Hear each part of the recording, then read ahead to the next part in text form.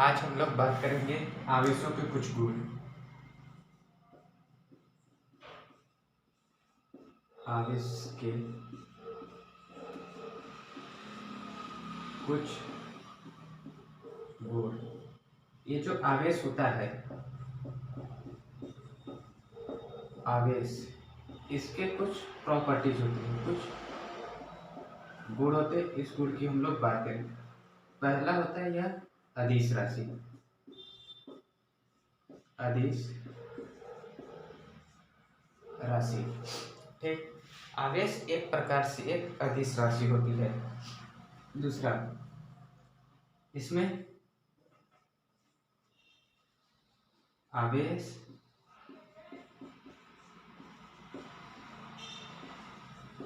द्रव्यमान से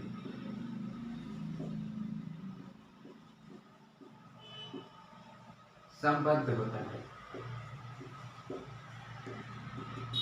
कैसे?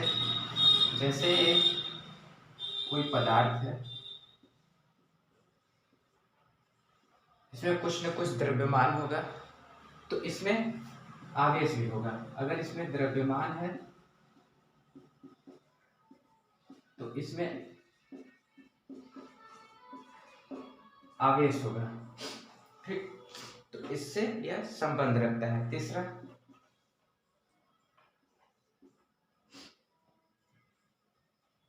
आवेशों का स्थानांतरण होता है। आवेशों का स्थानांतरण होता है, मतलब आवेश जो होते हैं एक जगह से दूसरे जगह तक जाते रहते हैं, जिसमें आवेशों का स्थानांतरण होता है। अब बात करेंगे कुछ इंपॉर्टेंट टॉपिक इसमें।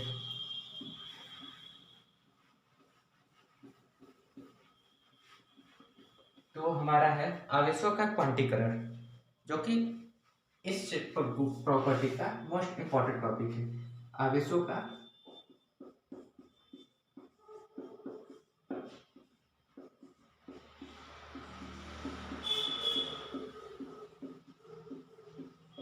क्वांटीकरण।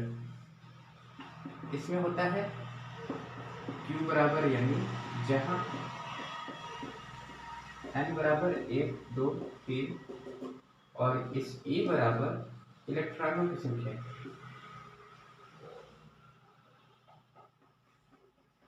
इस E बराबर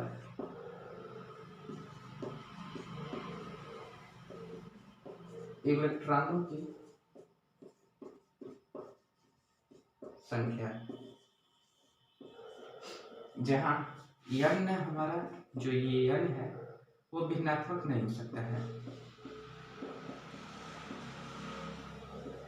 भिन्नात्मक नहीं होगा। मतलब n बराबर 2/3, 4/5, 5/6, 6/7 नहीं होगा। और ये हमेशा प्लस माइनस में आएंगे, हमेशा प्लस माइनस में आएंगे, ठीक। तो ये आवेशों का कुछ प्रॉपर्टी है, जो कि आवेश अदिश राशि है। आवेश द्रव्यमान से संबंध रखता है, जो कि हमने यहाँ पर देखा। आवेशों का स्थानांतरण होता रहता है। और ये है आवेशों का क्वांटीकरण, जो कि इस टॉपिक का मोस्ट इम्पॉर्टेंट टॉपिक है। आवेशों का क्वांटीकरण, इस पे आपको न्यूमेरिकल आएंगे। अगर आप किसी कॉम्पिटिटिव एग्जाम की तैयारी कर रहे हो, जैसे कि आर्मी की, नेवी की, एयरफोर्स की, एनडीए की, तो ये इंपॉर्टेंट टॉपिक है आवेशों का क्वांटीकरण। इस पे क्वेश्चन कहीं ना कहीं से बनते हैं, जो कि एक तरीके से, और ये टॉपिक बोर्ड के लिए भी इम्पोर्टेंट है। ये टॉपिक बीच में कहीं ना कहीं क्वेश्चनों में आ जाती है। अब हम लोग इसके बाद बात करेंगे पदार्थों का वर्गीकरण, classification of element matter, classification of matter, पदार्थों का वर्गीकरण। पदार्थों का वर्गीकरण,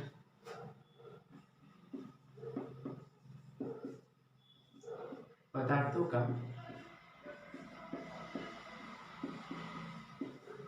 वर्गीकरण, पदार्थों का वर्गीकरण। हम लोग पदार्थ को नॉर्मली 3 तरीके से देखते हैं। चालक,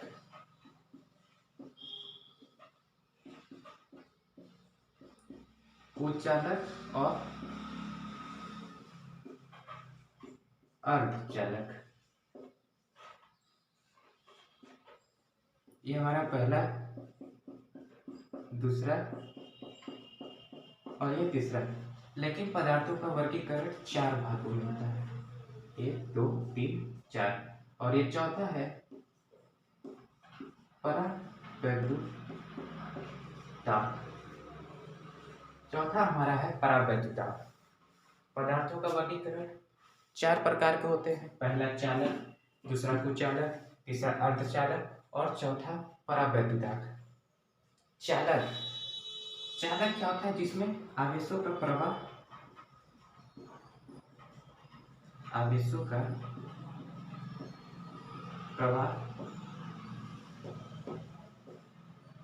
तेजी से हो। कुचालक, जिसमें आवेश प्रवाह न हो। और अर्धचालक हमारा क्या होता है? जिसमें आवेशों का प्रवाह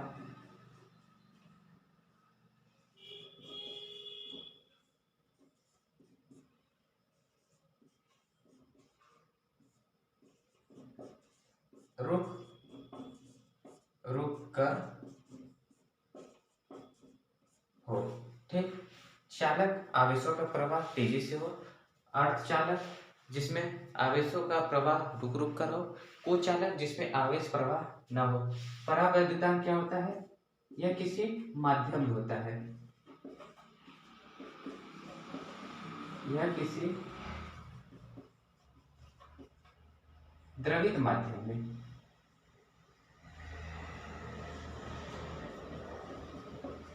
द्रवित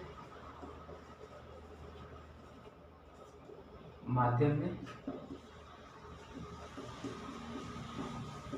आवेश प्रवाह के लिए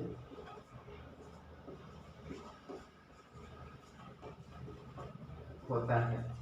इसमें यह निर्भर नहीं करेगा कि उसमें प्रवाह तेजी से होगा कि धीरे होगा कि नहीं होगा, लेकिन जब भी परावैद्युतांक आएगा ना तो उसमें किसी द्रवित माध्यम में, जैसे हम लोग कूलॉम्स लॉ पढ़ते हैं तो उसमें कोई की आता है कांस्टेंट, इसे हम लोग क्या कह देते हैं? परावैद्युतांक। परावैद्युतांक, इसके को परावैद्युतांक कह देते हैं। तो वो किसी नियम या किसी द्रवित माध्यम में आवेश का प्रवाह होता है। चालक, जिसमें तेजी से हो। लोहा, एग्जाम्पल चांदी, स्टील। कुचालक, कागज, लकड़ी, पहले तो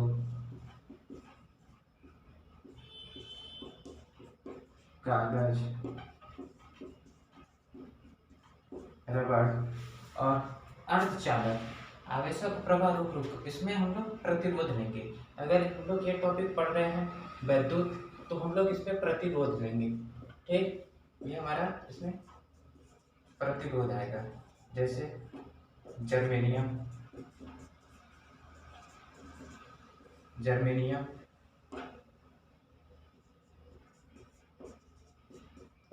सिलिकॉन। ठीक, तो हमने 2 टॉपिक कवर किया, आवेश के कुछ गुण और पदार्थों का वर्गीकरण। पदार्थों का वर्गीकरण 4 प्रकार से होता है। पहला चालक, दूसरा कुचालक, तीसरा अर्धचालक और चौथा हमारा परावैद्युतांक होता है।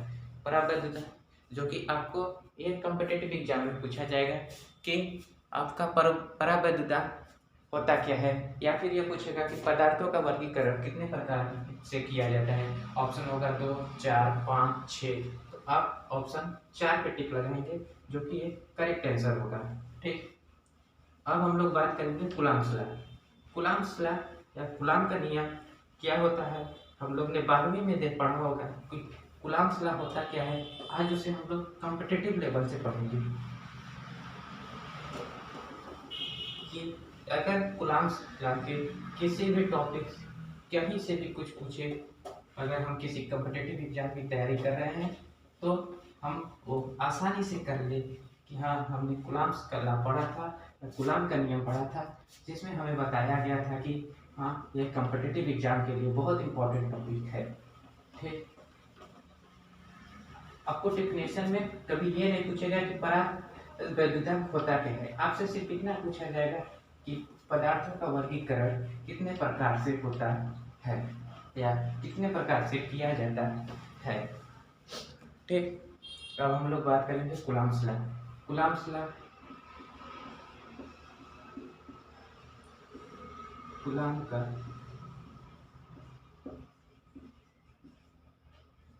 नियम, कूलम्ब का नियम, कूलम्ब का नियम बेसिकली हम लोग ने पहले इसका फार्मूला देख लेते हैं। हम लोगों ने पढ़ा है F बराबर 1/4 Q1 Q2 R स्क्वायर, ये कूलम्ब्स का फार्मूला होता है। अब हम लोग कूलम्ब्स का डेफिनेशन देखेंगे कि कोई सीधी धारावाही चालकता है जिसमें Q1 Q2 आवेश बह रहे हैं, जिसके बीच की दूरी हमारा R है और इस पर कार्यरत बल F है। तो हम लोगों ने कूलम्ब्स नियम पढ़ा है, तो हम लोगों ने पढ़ा है कि F डायरेक्टली प्रोपोर्शनल Q1/Q2, मतलब उनके आवेशों के गुणनफल के, उनके बीच के आवेशों के गुणनफल के अनुपाती होता है।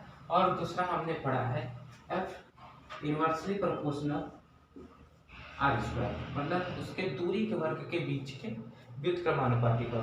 और इस डिफिनेशन को हमने कम मिलाया तो हमारा बना F directly proportional Q1 Q2 upon R square. Proportional हटा के हमने एक कांस्टेंट दिया, इसी कांस्टेंट को हम लोग K कहते हैं। ठीक, ये आपने 12th में पढ़ लिया है, इसलिए इस डिफिनेशन नहीं बताया जाता है, बताया जा रहा है। ये हम कॉम्पिटिटिव एग्जाम के लिए हम लोग तैयारी कर रहे हैं तो उस लेवल से पढ़ेंगे। कूलम्ब का नियम हम आप बता देते हैं, किसी सीधे धारावाही चालकदान पर कार्यरत बल उनके आवेशों के बीच के आवेशों के गुणनफल के अनुक्रमानुपाती तथा उसके दूरी के वर्ग के व्युत्क्रमानुपाती होता है, जो हमारा ये होता है formula F proportional Q1/Q2/R square, जो कि मिलकर F प्रोपोर्शनल हटेगा, कोई कांस्टेंट आएगा, F बराबर 1/4 Q1 Q2/R स्क्वायर, ये हमारा फार्मूला है। अच्छा, इसको कुछ इस प्रकार से लिखते हैं, इसके कई फार्मूले Q,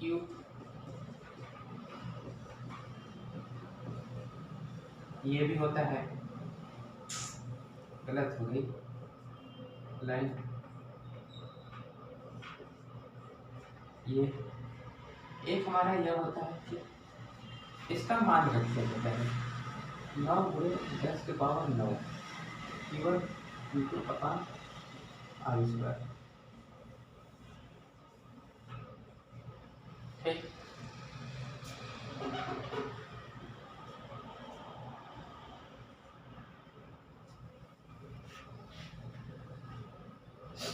कूलम्ब्स का नियम ये रहा हमारा, ये स्ट्रक्चर है,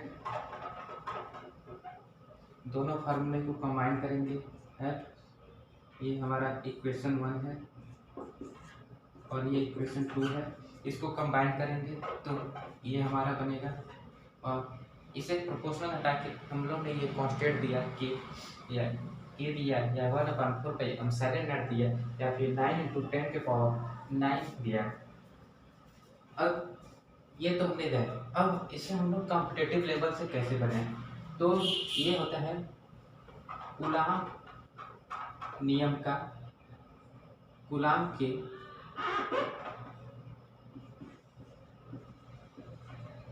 नियम का सदिश रूप, कूलम्ब के नियम का सदिश रूप होता है F12 - F21, यह हमारा कूलम्ब के नियम का सदिश रूप होता है। ठीक, अब इस नियम को हम लोग न्यूटन का तीसरा नियम कहते हैं। इस नियम को हम लोग न्यूटन का थर्ड नियम, न्यूटन का तीसरा नियम, इस नियम को हम लोग न्यूटन का तीसरा नियम कहते हैं। ठीक, अब यहाँ से हमारा बनेगा कॉम्पिटिटिव लेवल का क्वेश्चन। कॉम्पिटिटिव लेवल में क्या आएगा? कूलाम के नियम का सदिश रूप, ऑप्शन ये रहेगा। ठीक, अच्छा, इसमें कितने प्रकार से ऑप्शन बन सकते हैं? तो इसमें कुछ इस प्रकार, कितने प्रकार से ऑप्शन बन सकते हैं? पहला ऑप्शन F12 F21, ठीक। दूसरा ऑप्शन F21 F12, तीसरा ऑप्शन F12 F21, चौथा ऑप्शन F12 F12, ठीक। तो चौथे ऑप्शन में हमने क्या दिया? माइनस है, माइनस चौथे ऑप्शन में, तो ये हमारा आंसर सही हो जाएगा। ठीक, कूलाम के नियम का सदिश रूप। अब हम लोग देखेंगे जो ये नियम होता है,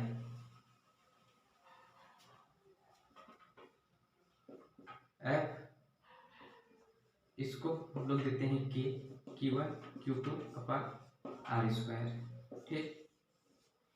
और हम लोग देते हैं F बराबर G M1 M2 upon R square. ये हम लोगों ने देखा गुरुत्वाकर्षण में, और हमने ये देखा कूलाम्स नियम में। गुरुत्वाकर्षण में हमने ये देखा कि ये जो कांस्टेंट यहाँ पर K G होता है, कूलाम्स नियम में यह कांस्टेंट K होता है। इसमें हम लोग आवेशों का बात करते हैं और इसमें द्रव्यमान की बात करते हैं। तो हमने आवेश के प्रॉपर्टी, आवेश के गुण में हमने बताया था कि आवेश द्रव्यमान से संबद्ध होता है। मतलब जहां द्रव्यमान होगा तो आवेश होगा। अगर द्रव्यमान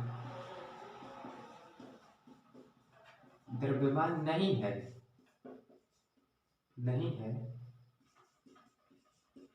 तो भी आवेश होगा। यह हम लोग कंपेयर करेंगे। यह हमारा इक्वेशन ए है और यह हमारा इक्वेशन बी है।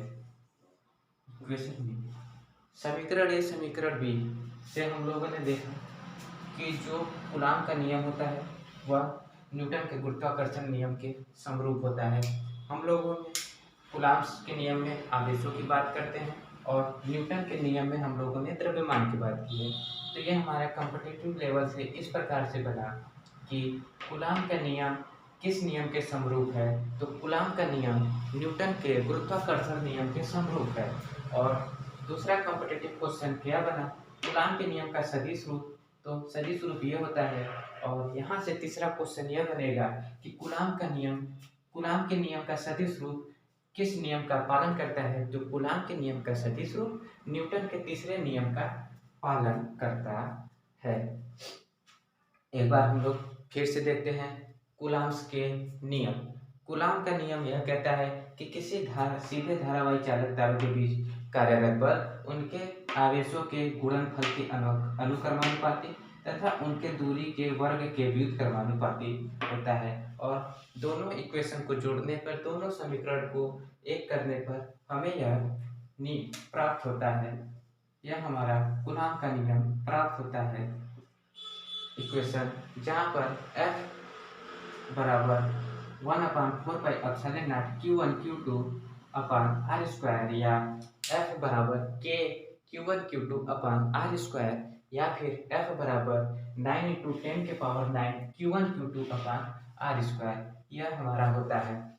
अब हम बात करेंगे कूलाम के नियम का सदिश रूप। तो कूलाम के नियम का सदिश रूप सिर्फ आप इसको याद कर लीजिए, F पर 1 2 इक्वल टू माइनस F21, इसके ऊपर वेक्टर रहेगा, ठीक। यह न्यूटन के तीसरे नियम का पालन करता है, या फिर यह कह सकते हैं कि कूलाम का नियम का जो सदिश रूप है वो न्यूटन के तीसरे नियम के समरूप है। और दूसरा हम यहाँ पर तीसरा हम लोग देखेंगे कि जो कूलाम का नियम है वह हमारा न्यूटन के गुरुत्वाकर्षण नियम के अनुरूप है या स्वरूप है या समरूप है। यहाँ पर हमारा कांस्टेंट k होता है, यहाँ पर कांस्टेंट g होता है, यहाँ पर आवेशों का बात करते हैं और यहाँ पर हम लोग द्रव्यमान की बात करते हैं, ठीक। तो इतना क्लियर हुआ। अब हम लोग बात करेंगे इसमें ये जो कूलाम्स नियम है इसमें एप्सिलॉन नॉट इसमें एक बहुत इंपॉर्टेंट रोल्स है इसका। एप्सिलॉन नॉट में एक बहुत ही बढ़िया दिलचस्प आपका चाहे बोर्ड एग्जाम हो चाहे कॉम्पिटिटिव एग्जाम हो, दोनों के लिए वह एक बढ़िया सा 1 नंबर का क्वेश्चन लाता है। एप्सिलॉन नॉट पिछली बार बात की जाए तो एनडीए 2008 में आया था, एनडीए 2008 में आया था, और बोर्ड में बात की जाए तो 2022 में आया था, मतलब पिछले बार ही आया था एप्सिलॉन नॉट।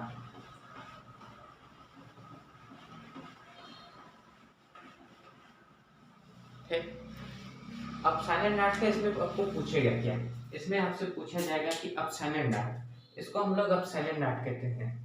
यह हमारा निर्वात में वैद्युतशीलता होता है, इसको हम लोग कहते हैं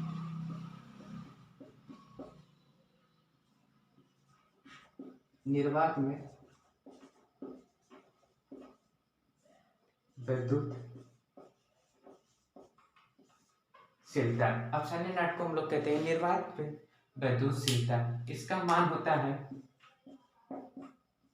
8.85 गुणे 10⁻⁻9 मीटर।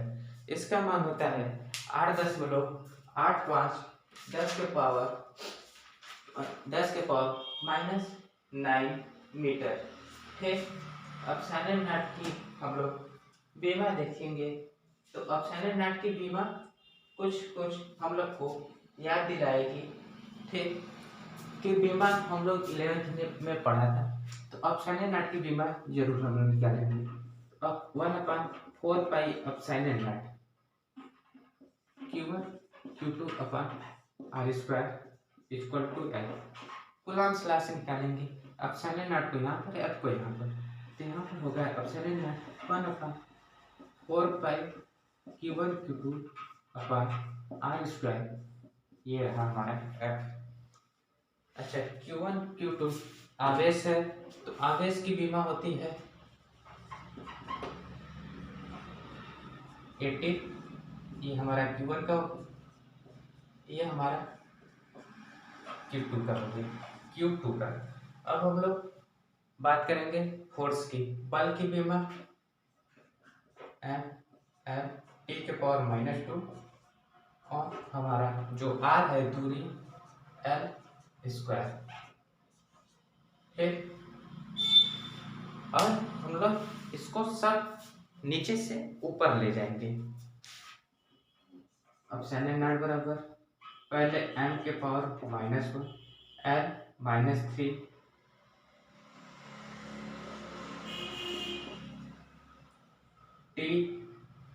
T⁴ और A⁴2, ये हमारा एप्सिलॉन नॉट का बीमा हो गया। ठीक, और अब इसके हम लोग, ये हमारा बीमा, अब हम लोग यहाँ से इसका मात्रक भी निकाल लेते हैं। तो इसका एप्सिलॉन नॉट आवेश, यह कूलाम 2 है, कूलाम स्क्वायर फोर्स बल न्यूटन और मीटर, दूरी है तो मीटर स्क्वायर, और ये हमारा हो गया कूलम्ब्स का, माफ कीजिएगा, एप्सिलॉन नॉट का मात्रक। आप एक बार इसको नोट कर लीजिए, एप्सिलॉन नॉट का मात्रक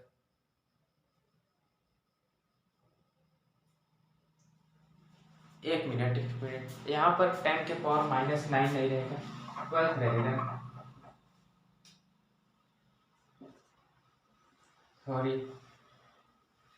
सॉरी यहाँ पर एप्सिलॉन नॉट का मान 8.85 × 10 के पावर -5 ये क्या लिखा गया -12, और coulomb square newton into metre square होगा। ठीक,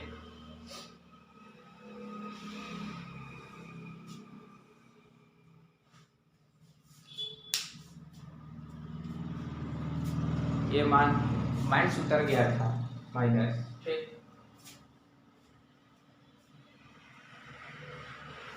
आप लोगों ने इसका स्क्रीनशॉट ले लिया होगा और मुझे